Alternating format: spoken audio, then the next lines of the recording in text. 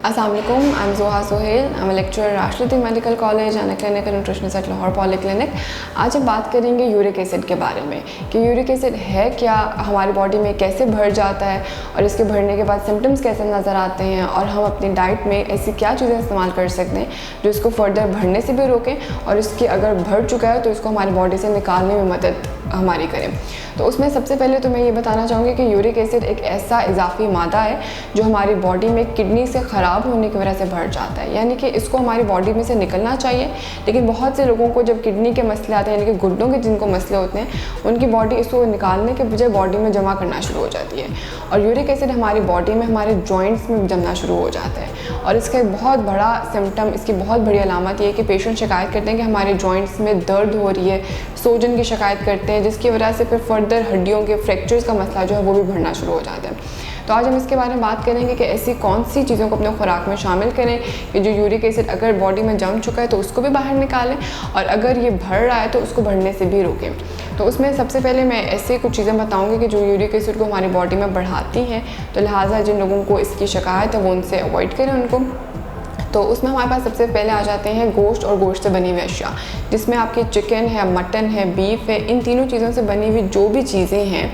यानी कि समुद्री भी जो चीज़ें, जैसे कि बहुत से लोग शेलफिश इस्तेमाल करते हैं, प्रॉन्स लेते हैं, तो उन सबको चाहिए कि वो इन चीज़ों को अवॉइड करें क्योंकि ये सब चीज़ें यूरिक एसिड को हमारी बॉडी में बढ़ाती हैं। इसके अलावा जब हम लोग प्लांट्स की तरफ जाते हैं, यानी कि जब पौधों की तरफ जाते हैं, तो पौधों में सारी किस्म की दालें, हर किस्म की दाल यूरिक एसिड को बढ़ाती है। इसके अलावा आप लोबिया लोग बहुत से कंज्यूम करें, जिसमें लाल लोबिया आ जाता है, सफ़ेद लोबिया आ जाता है, तो लोबिया का ज़्यादा इस्तेमाल करना भी हमारी बॉडी में जो है वो यूरिक एसिड को बढ़ाता है। इसके साथ साथ हर किस्म के चने, जिस तरह काले चने हैं, सफ़ेद चने हैं, ये भी यूरिक एसिड को हमारी बॉडी में बढ़ाते हैं। तो लिहाजा यूरिक एसिड के पेशेंट्स ये एक कंप्लेंट करते हैं कि इस तरह की चीज़ें अवॉइड करके हमारे मसल्स वेस्टिंग होना शुरू हो गए, हमारे पट्टे कमज़ोर होना शुरू हो गए हैं। तो ऐसी सूरत हाल में मैं उनको रिकमेंड करती हूँ आप डेली एक अंडा कंज्यूम कर सकते हैं, क्योंकि अंडा एक ऐसी चीज़ है जिसमें प्रोटीन्स तो बहुत ज़्यादा हैं लेकिन प्यूरिन्स जो कि यूरिक एसिड को बढ़ाने वाली चीज़ें हैं वो कम है। तो लिहाजा यूरिक एसिड वाले पेशेंट्स गोश्त और गोश्त से बनी हुई अशिया को अवॉइड करें और डेली एक अंडा जो है वो कंज्यूम कर सकते हैं।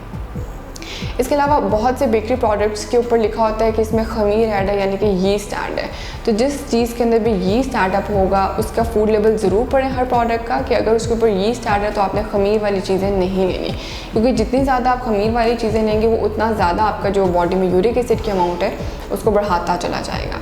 इसके अलावा आप लोग दूध और दूध से बनी हुई अशिया का इस्तेमाल कर सकते हैं, क्योंकि इसमें एक एसिड पाया जाता है जिसको हम लॉरिक एसिड कहते हैं। लॉरिक एसिड हमारी बॉडी में से यूरिक एसिड की इजाफी मकदार को बाहर निकालने में हेल्प आउट करते हैं। लेकिन इंपॉर्टेंट ये है कि वो लो फैट होना चाहिए, यानी कि उसमें चिकनाई की जो मकदार है वो बहुत कम होनी चाहिए। उसको ख़त्म करने का एक बहुत सिंपल तरीका ये है कि आप दूध बॉयल करें, उसको 2 दफ़ा बॉयल करें और दोनों दफ़ा उसकी जो क्रीम है, उसकी जो बलाई है, उसको रिमूव करें और उसके बाद उसको कंज्यूम कर सकते हैं, क्योंकि यूरिक एसिड के पेशेंट्स के लिए दूध एक बहुत अच्छी ऑप्शन है। इसके अलावा एक सफ़ेद सिरका होता है और एक सेब का सिरका होता है जिसको हम एप्पल साइडर विनेगर कहते हैं। सफ़ेद सिरका तो आपने किसी भी सिचुएशन में हम लोग रिकमेंड नहीं करते, लेकिन जो एप्पल साइडर विनेगर है, यूरिक एसिड के पेशेंट्स उसको अगर डेली कंज्यूम करेंगे तो उनकी बॉडी में जहाँ जहाँ यूरिक एसिड के क्रिस्टल्स बने होंगे वो उनको बाहर फेंकने में हेल्प आउट करेगा।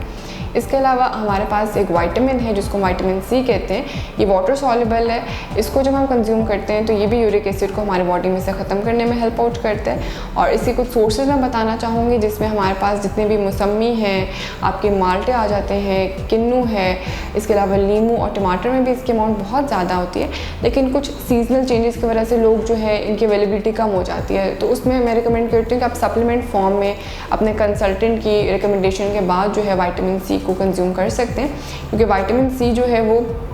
यूरिक एसिड की इजाफी मकदार को बॉडी में से एक्सक्रीट आउट करने में हेल्प आउट करता है। इसके अलावा हमारे पास कुछ सब्जियां आ जाती हैं जो यूरिक एसिड के अमाउंट को बॉडी में बढ़ा देती हैं। उसमें हमारे पास गोभी आ जाती है, पालक आ जाती है, मटर आ जाते हैं। तो लिहाजा इन तीनों सब्जियों को अपनी डाइट में अवॉइड करें ताकि जो यूरिक एसिड के पेशेंट्स हैं उनको जितने भी सिम्टम्स आ रहे हैं, स्वेलिंग का इशू आ रहा है, सोजन का इशू आ रहा है, वो उनसे बचा जा सके। तो अगर यूरिक एसिड रिलेटेड आप कोई और क्वेश्चंस पूछना चाहते हैं तो आप कमेंट सेक्शन में जाकर इसके बारे में क्वेश्चंस कर सकते हैं।